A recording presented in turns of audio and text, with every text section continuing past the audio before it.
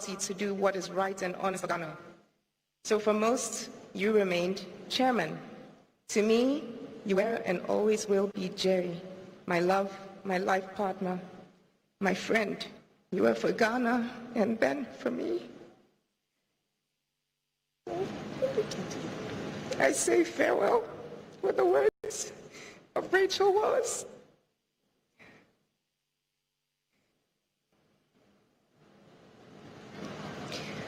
He's the kaleidoscope of the rainbow, the chuckle of the stream, the lark's glad call, the lily's perfume. He is the bud on the branch, the rich gleam of the fox's fur, the shy gaze of a fawn, the small cloud caught in a crate of trees. He is the gold that crowns the daffodils, the whisper in the wind, the song in the rain, the story of the seasons. He is life and love, the beginning and the end, an hour, a day, an eternity. Rest in perfect peace, my love. May you watch over us all.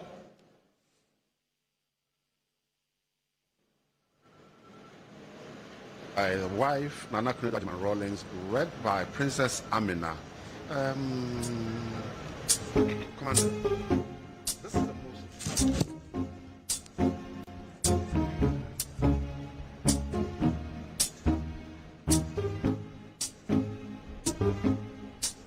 When the night has come and the land is dark and the moon is the only light we'll see. No, I won't extremely well. be afraid. Very few No, people can read I won't their mommy's be spirits afraid. and read. Even me watching a commentary, I was touched, and I'm touched. So I'll say yes, she's done very well. She's proving that she's a strong princess. By me, oh, stand by me, stand by me. So darling, darling, stand by me.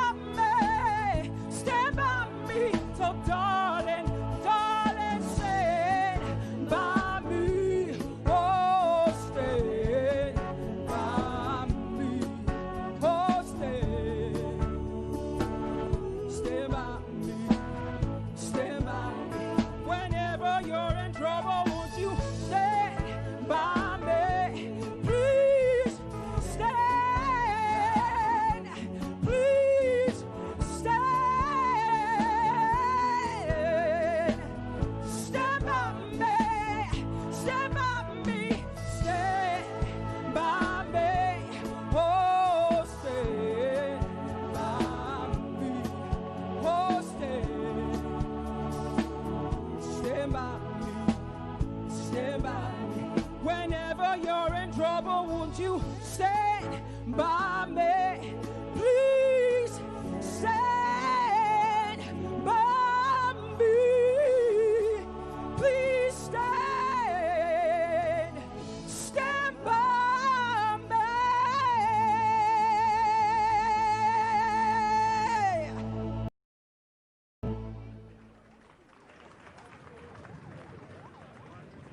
The next tribute that will be for children. The tribute is by the children, and it will be read by Honorable Dr. Zenator JJ Rawlings, after which the National Democratic Congress will also read their tribute. Honorable Dr. Zenator Rawlings.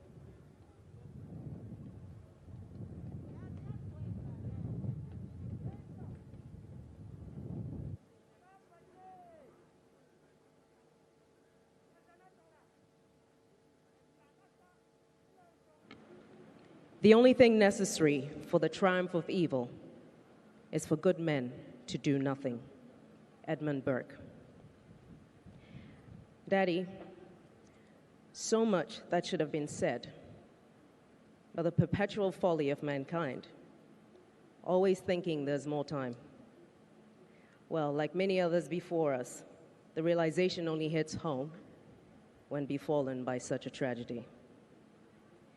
This has been so unexpected that translating anything to words has proven harder than we could have imagined. A lifetime of anecdotes, where to begin? We'll start with the names. You were the earthly possessor of the name Jeremiah, whose mission covered some of the most turbulent and tumultuous decades in biblical history. Your father, James Ramsey, named you Jeremiah and tasked you with a similar fate. Your shoulders were strong enough to carry the weight. You knew your purpose and you accomplished it. You never faltered. Courageous and daring in every way, you stayed true to the essence of who you are till your last day. Daddy, you were a warrior, and with each one of us, you took pause to name, because resonating within you was an organic understanding of a name's sacred soul. She, or he, who is the earthly possessor of a warrior's name, is beholden to that name. You knew this. You did not name any of us after you to ensure that we would discover our own purpose in our name's sacred soul. A warrior's label was thus your gift, and reveled in each name lay your challenge to us to be watchers, protectors of creation, keepers, seekers of universal knowledge, to be courageous, never to falter, to stay grounded, to seek our purpose and remain true to it. Zanato, an ever-extraction name, a command meaning the darkness must cease. A name you made up and gave to your first child during the difficult times in Ghana as you hoped for an end to the corruption and economic hardship. Your second child, Ya Santua, of Asante extraction in modern-day Ghana.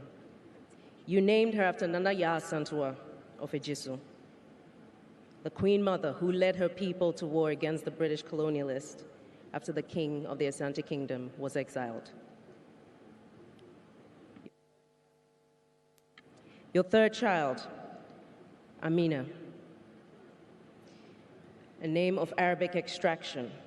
You named her after the warrior queen, Amina of Zaria, in modern-day Nigeria, the first woman to become a ruler in a male-dominated society. She expanded the territory of the Hausa people to its largest borders through conquest and opened up trade routes, amongst others. Kimathi, of Kikuyu extraction in Kenya. You named him after Dedan Kimathi, a Mau Mau military, and spiritual leader who led his people in several uprisings that led up to the independence struggle against the British colonial rulers. Indeed, the names you chose for us epitomize your already concretized beliefs in Pan-Africanism. Perhaps it's no surprise that you created a bridge between members in the diasporan community and their ancestral home in Ghana in what became known as Panifest. Perhaps at our earliest memories of the giant, for many years we thought you were. Larger than life, adventurous spirit that was always the toast of every occasion, with your dashing lady love by your side. Oftentimes, we would only see you on weekends as you would traverse to the country non-stop on your nation-building crusade.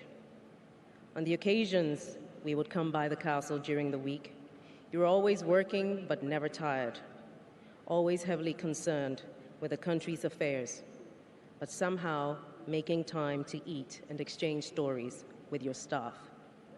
You were always a man of the people, your people. They were a part of you. You wanted us to learn discipline, self-defense, but most importantly, a sense of community, as we sparred 3 times a week for many years with other club members in the Taekwondo club of the castle, with members from the Osu locality. You taught us all to drive, first on your lap, when our fingers could barely grasp the steering wheel, and with time in the Accra plains and in Akuse over the weekends. You introduced us to water sports and, of course, your second love, flying. In all your lessons with us, there was no time like the present. To learn, to live, to experience the wonder and majesty of the Creator by conquering fear, mastering your skill, and trusting that you were created to do. You excelled at reinforcing that age was no restriction to boldness and adventure when you learned how to skydive after age 50. You were an artist at heart. Your portrait pencil sketches, but a preview of your natural talent. Your craftsmanship saw you recycle disposed bits of parachute and plane parts to construct all manner of furniture and decor in the house, reflective of yours and your wife's artistic abilities. You were highly intuitive and perceptive and spent time with each of us separately and collectively to impart your lessons on everything, ranging from logic and reasoning problems and spirituality to global geopolitics and more. Whenever we asked you a question, you would ask us what we thought about the subject, in the end, allowing us to arrive at our own conclusions. At other times, you would just offer a candid opinion in a few concise statements and move on. You had the most wicked sense of humor and loved to make fun of people. One learned to develop a thick skin after years of exposure to it. When it was time for us to go to boarding school, you took pride in setting up your barber's shop on the compound of the house, skillfully cutting our hair with such ease that some of us, don't worry, I won't mention your name, thought that we could do just as well before hacking our cousin's hair to the most shocking yet hilarious spectacle. Later, the drive to boarding school was always your pride of place, taking Zaneto and Ya Santua to Wesley Girls. You and Mom would always ensure that you visited during the term, and in my case, Amina's case, I beg your pardon, you would regale her friends with stories about the time in Achimota and the mischief that you got up to. You mastered every aircraft that you flew, defying gravity with each flight. Your flying gave you the eyes of an eagle and added dimension to your perspective on the situation on the ground, literally. Even among the clouds, you were an artist. You were a master of the skies. Your skill as a pilot was so well and purposefully honed, yet never giving way to fearless recklessness, fully understanding that an element of fear is a requirement to anticipate danger. Never succumbing to the mundanity of life, you raised us to challenge the ordinary and to push beyond our comfortable boundaries. You taught us to stand up for those who could not, even at the risk of standing alone. We were never too young or too small to be privy to your thoughts, which you shared on world politics, on the inequity of the world economic system, on the plight of people of Africa. With every stage of our lives, you remain consistent with your mantra on life. Walk your path, know your purpose, live your life, make your mistakes and learn from them. Take ownership of your actions. In all this, be guided by your inner spiritual radar. Most importantly, never let your feet leave the ground. You always spoke with such pride about our valiant officers and men of the armed forces, the precision of our Air Force, and lamented angrily about the cowardice of those not willing to seek out truth or fight for what is just, not just for oneself, but for one's fellow Ghanaian in the face of adversity. And of course, let's not forget the incorruptible knights and guardians that stood by you, believing in your vision in Ghana. Whatever your faults, whatever your shortcomings, you always thought about the health and well-being of others before yourself. And it's such a shame that not every individual got to see or experience that about you. However, we take solace in the fact that enough hearts were touched by you, whether it was paying school fees of numerous students, telling your family to squeeze in the car while you gave countless strangers a lift on the motorway, or giving a very well-accomplished academic student a flight in one of the aircrafts. Since your passing, we have been inundated by testimonies of the number of people you supported. Your kindness knew no bounds.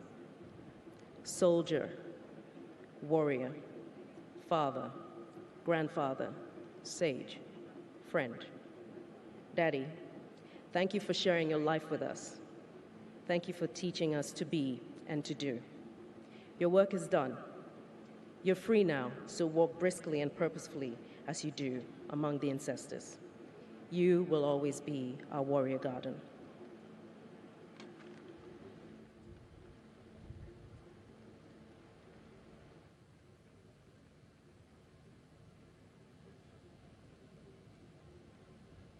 The next tribute is by the National Democratic Congress, and it will be read by Alhaji Udu Yahya, after which the mass band will give us some martial music.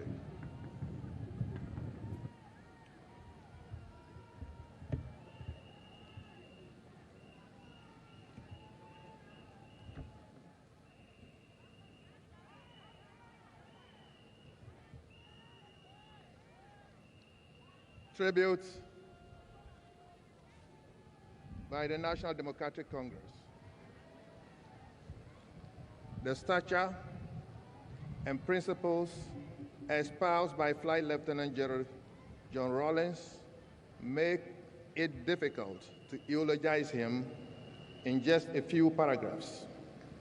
This is because our relationship with him as our founder, as an individual, and as a leader stretches over 4 decades.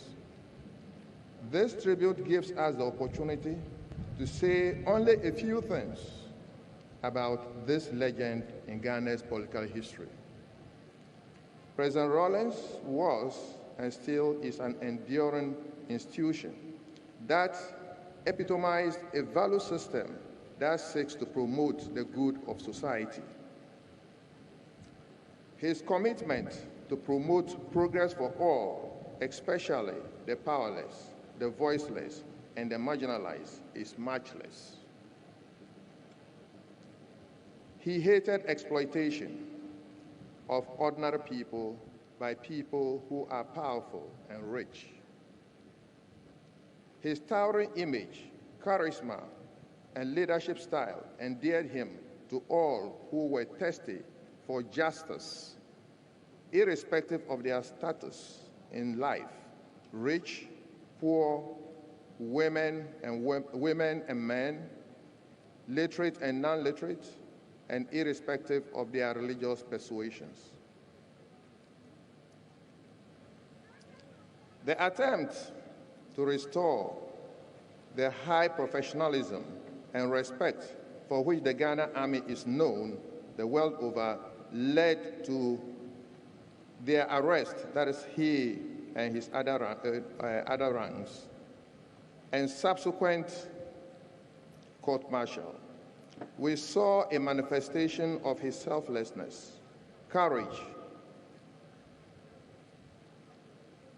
his readiness to sacrifice his life for others, and intolerance for corruption when he asked the court to acquit all his other men standing trial with him.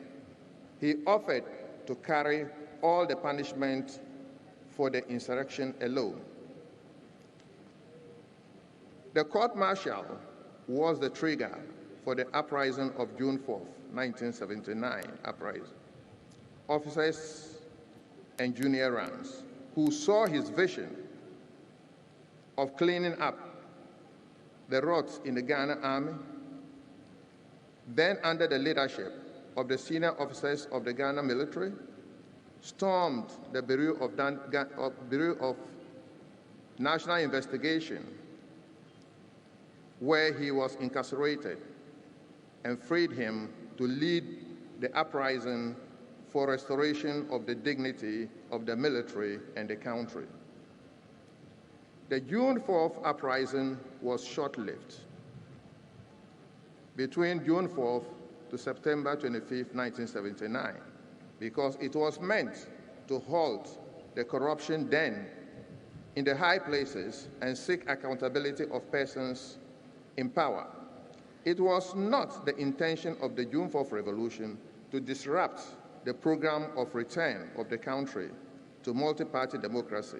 Hence, the country went through the elections as planned, and the civilian government was sworn in. His conviction that Ghana could progress only on the back of values and principles of June 4, and his determination and commitment that those values and principles be firmly integrated in the body politic of Ghana compelled him to lead some progressive officers and men to change the administration of the country on the 31st December 1981. At the advent of the 31st December revolution, Ghana's economy had completely run down. There was shortage of basic foods, basic necessities of life were non-existent, hospitals were empty with no basic drugs, and majority of Ghanaians, including highly trained professionals, had to leave the shores of Ghana because they could not make ends meet. In 1983, when the revolution was barely 1 year old, 2.1 million Ghanaians were deported from Nigeria. And he mobilized all resources of Ghana, including ships of the Black Star Line, Ghana Navy, the aircrafts of Ghana Airways, land transport through our borders, and formed the National Mobilization Program, the NMP, under the leadership of Commodore Steve Obimpe, to bring down Ghanaians who were deported back to Ghana. All the deportees were being received at the Aflao, Sankasi, and Tatale borders, Tema and Takoradi harbors, and Kotoka International Airport, with medical facilities, psychological counseling, and transport to the respective towns and villages of the deportees. He was committed to reverse the socio-economic state of the country from a country of shortages and queues to a country of plenty. Queues became a thing of the past, and most Ghanaian professionals began to return to help build their country. Black markets in respect of dealings in foreign exchange by Ghanaians, controlled prices, and kalabule became things of the past. Inflation was brought down the import license system was eliminated and economic liberalization became, for the first time after independence, Ghana's economic system. Ghana's exports revenue began to soar, and diversification of the economy was also pursued vigorously. The economic and social infrastructure, which had largely broken down due to years of neglect, underwent serious rehabilitation. Under him, electricity from Akosombo was extended to all the then 10 regions of Ghana, the then 110 district capitals, and towns and villages, which accelerated development in Ghana. The road sector underwent expansion to the rural areas, and the ports in Takoradi and Tema saw rehabilitation and expansion, as well as our airports at Kotoka, Kumasi, and Tamale. The educational system was not left out. The grammar-type education, which was inherited from our colonial masters, was changed to the Junior Secondary School, JHS, and the Senior Secondary School, SHS. Public universities were increased from 3 to 6. The medical school in the north at UDS, University of Development Studies, was added to the existing 2 at Kolebu and Konfonochi. The policy of each region having a polytechnic was rolled out to address the middle manpower requirement for the industrial development of the country. Several political landmarks were achieved in the decade that the 31st December Revolution lasted. Among these are the reversal of the economic decline of the early 1980s, the restructuring of the state institutions, political stability, the mobilization of women under the leadership of Her Excellency Nana Konadu Agyeman-Rawlings, the founding of the National Democratic Congress, the building of the foundations of the current Fourth Republic. Given that Rawlings meant the PNDC was a provisional administration, he ably guided and tailored the process of transition to the constitutional rule that began in Ghana in 1992 and has since endured. The process created the opportunity for the founding of the National Democratic Congress to help consolidate the values that JJ Rawlings had always espoused. Since his message over the decade resonated with the ordinary Ghanaian, he easily won the first and second general elections in the Fourth Republic with the party he founded, the NDC.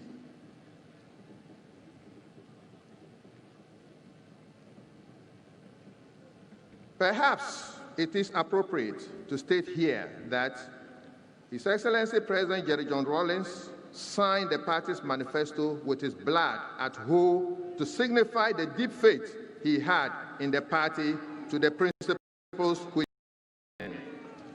Indeed, many of the persons that served in these administrations of the AFRC and PNDC have held different positions in the NDC and are still loyal members of the party. The role of President JJ Rawlings as the founding father of the NDC is immortalized by Article 5 of the NDC Constitution, and it states, the founding father of the National Democratic Congress is Flight Lieutenant JJ Rawlings, upon whose vision and leadership the party was established. On the completion of his 2 terms as president in the Fourth Republic, President JJ Rawlings took up the position of the chairman of the Council of Elders of the party and did not stop advising and admonishing the party until his unfortunate passing on November 12, 2020. As a party, his death is difficult to bear, and a huge vacuum has been created that will be difficult to fill. But we are consoled by the fact that his legacy of establishing the most enduring democracy in the history of the Republic of Ghana bears testimony to the principles and values that pushed him into the political life of Ghana a little over 4 decades ago. Africa and the world have lost one of those rare leaders who did not put personal aggrandizement over service to the people and nation. President JJ Rawlings was a leader and a true son of Africa, who was a peace builder in Africa. Ghana was the first African country to move into Liberia to stop the carnage during its civil war, then to Sierra Leone and Guinea with its own resources before the international community joined in. Under Rawlings, Ghana was in Rwanda during its civil war, where over 1 million Rwandese lost their lives. And when all the international community, including the United Nations, withdrew their personnel, President Rawlings ordered our troops under the command of General Anyidohu to stay on and save lives. The United Nations appointed him as a peacemaker in the Somali conflict to bring the warring factions in Somalian conflicts to the negotiating table. President Rawlings, we owe you gratitude for helping in the founding of the NDC, the National Democratic Congress. And we assure you that we will uphold your legacy as long as we exist as a political party. Your kind is rare, and we are proud that we have benefited from the fountain of your vision and wisdom. May God grant your soul eternal and perfect and peaceful rest, and may the earth gently lie on your remains. Fare thee well, our leader, our former president, our chairman of PNDC, our chairman of AFRC, our founder, and our chairman of Council of Elders, Hedenue, fare thee well. Thank you. Party Hudu Yahya of the NDC, once Secretary General of the party, reading the tribute of Flight Lieutenant Jerry John Rawlings. He was one of the strong men that Rawlings used when forming the NDC. The next tribute would be by the Ghana Armed Forces. That is after a musical interlude.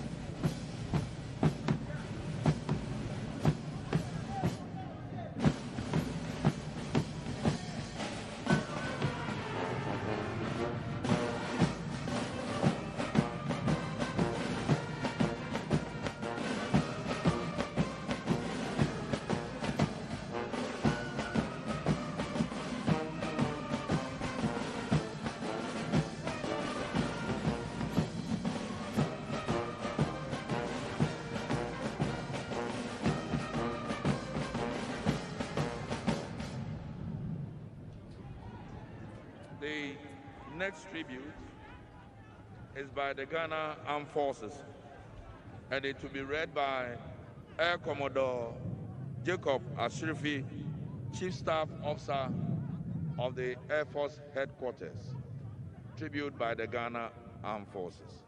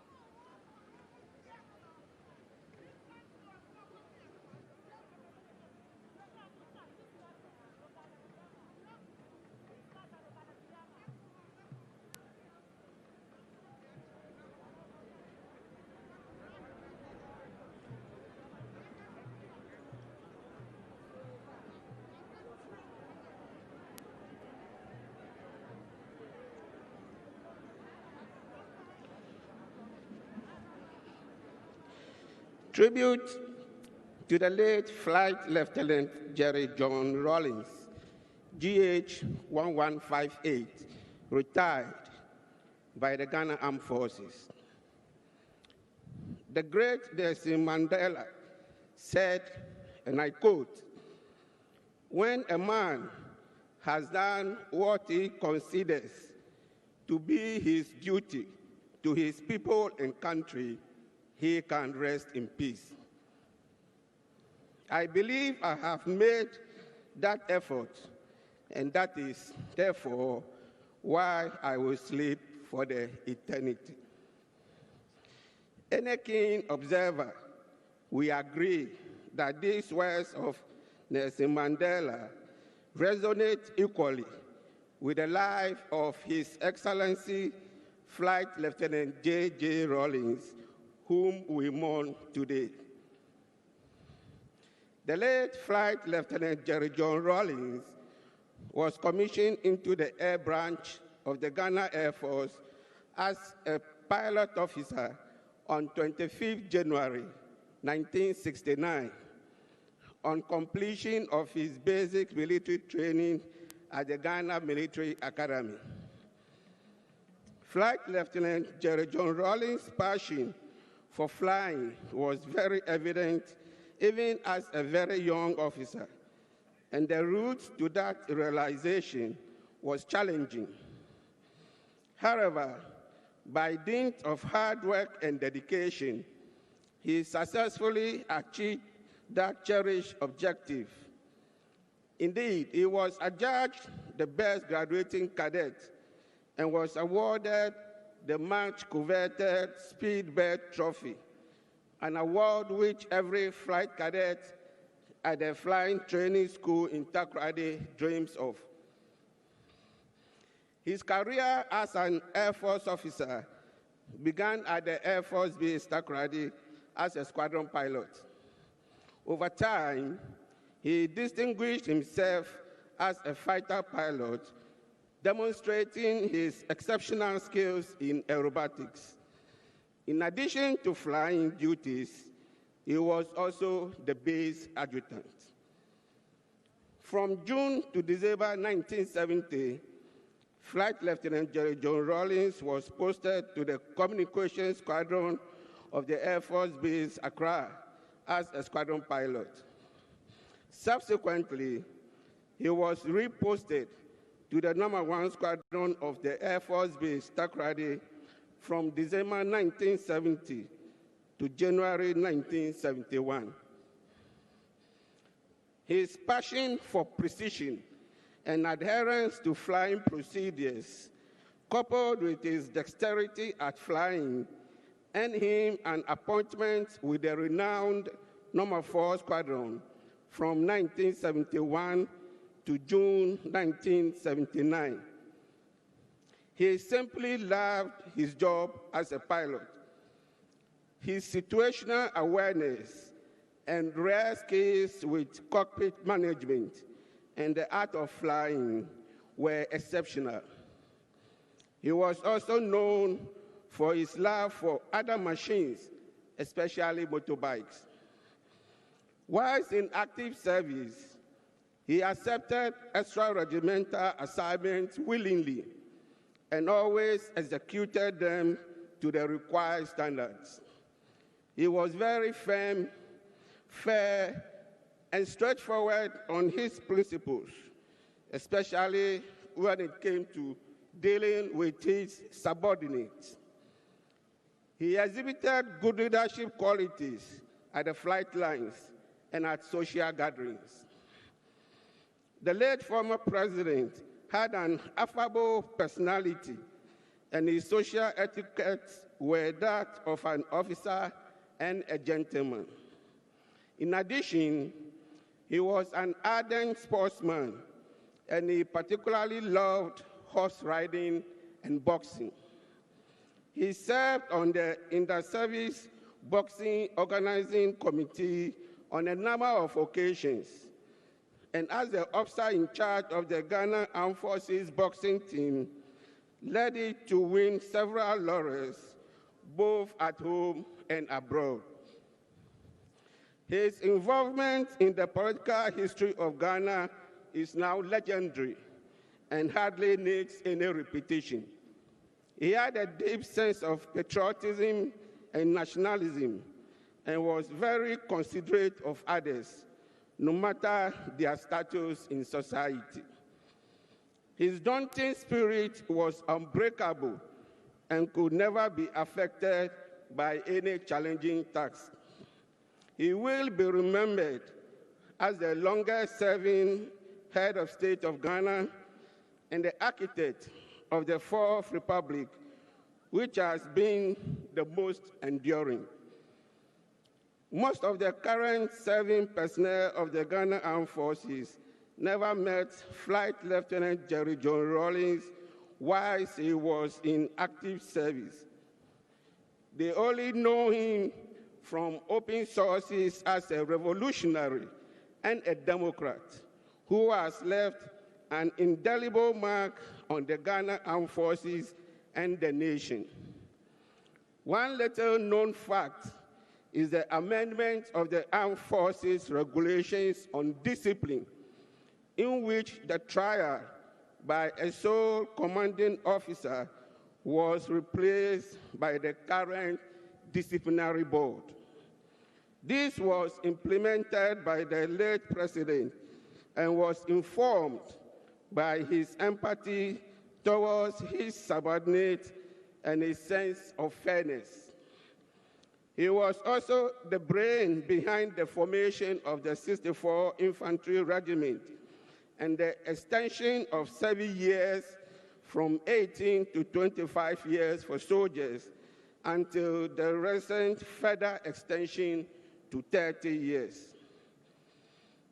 He was once both the Chief of the Defense Staff and the Commander-in-Chief of the Ghana Armed Forces, and was honorably released from the service on 14 September 1992.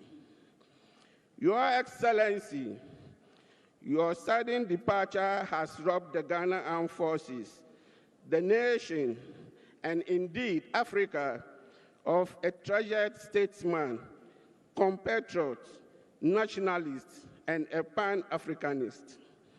Your personality accommodated a wide oeuvre, a quintessential lover of flying, a man with an unflappable revolutionary zeal, and an unabashed Democrat. You were brilliant, witty with a gift of eloquence, sarcasm, and humor, which came to you without effort or deliberation, thereby drawing crowds to yourself. You have shaped our national destiny, and you can now rest in peace.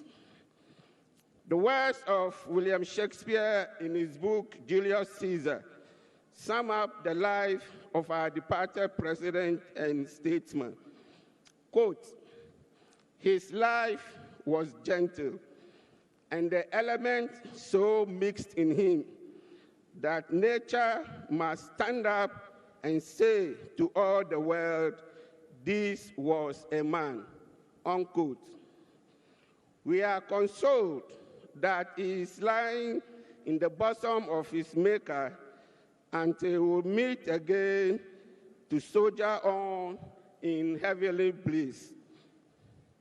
This tribute concludes with hymn number 896 of the Methodist hymn book, which says, quote, now praise we great and famous men, the fathers named in story, and who now, as then, reveals in man his glory. Rest in perfect peace.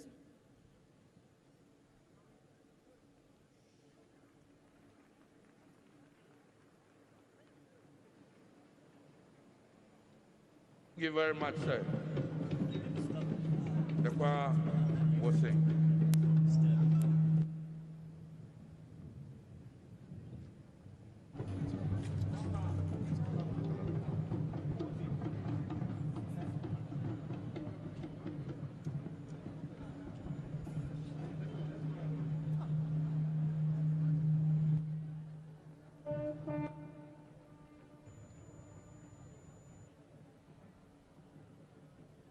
Every thought of you, it fills my heart with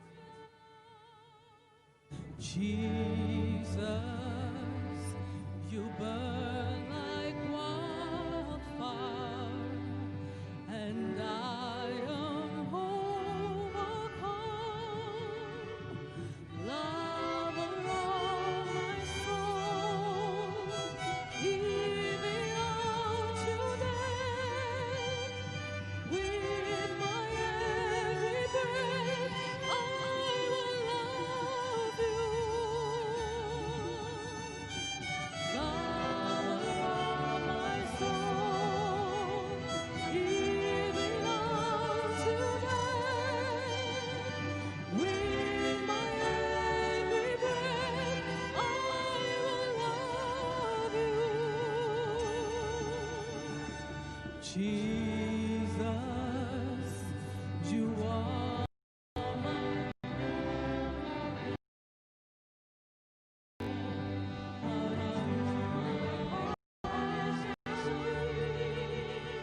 Jesus, you are my glory now and eternity. Lover of my soul, even unto death, with my every breath, I will love you. Lover of my soul, even unto death, with my every breath, I will love you.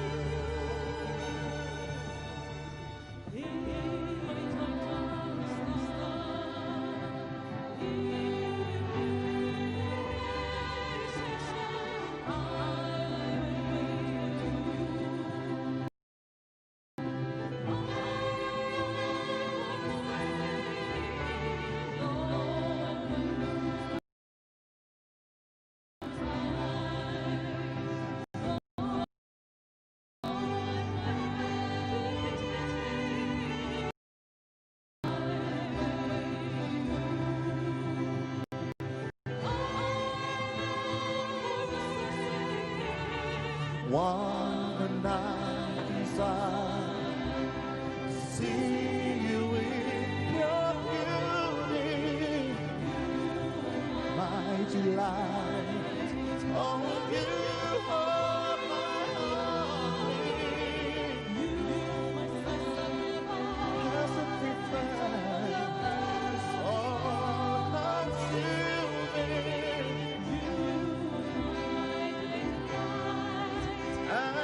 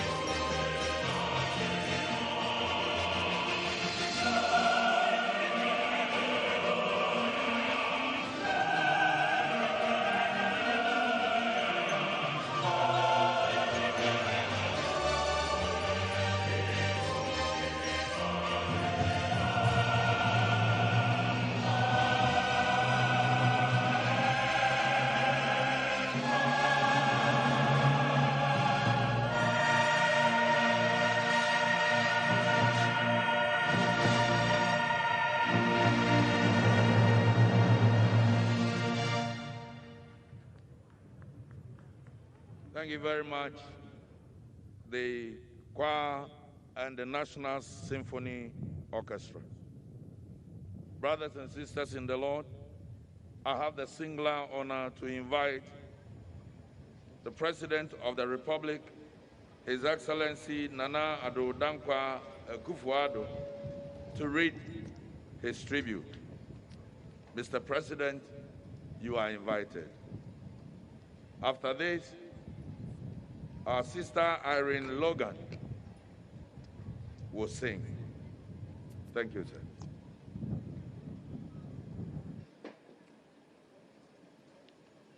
Tribute to His Excellency JJ Rawlings, first President of the Fourth Republic.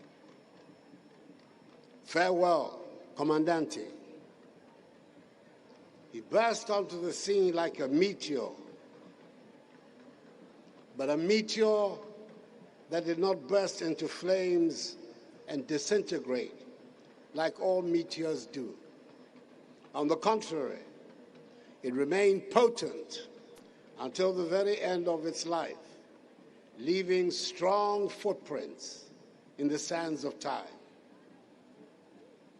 The turbulent occurrences of the 1970s in Ghana, the overthrow of the Second Republic, and the Progress Party government by the military coup of 13th January 1972, the takeover of power by the Colonel Ike Champong-led National Redemption Council and subsequently the Supreme Military Council, the proscription of multi-party democracy, the professional strike of 1976, the March 1978 referendum on the proposal to entrench military rule through the Union government concept, the formation of the People's Movement for Freedom and Justice, PMFJ, to mobilize the no vote in the referendum, the consequences of the vote,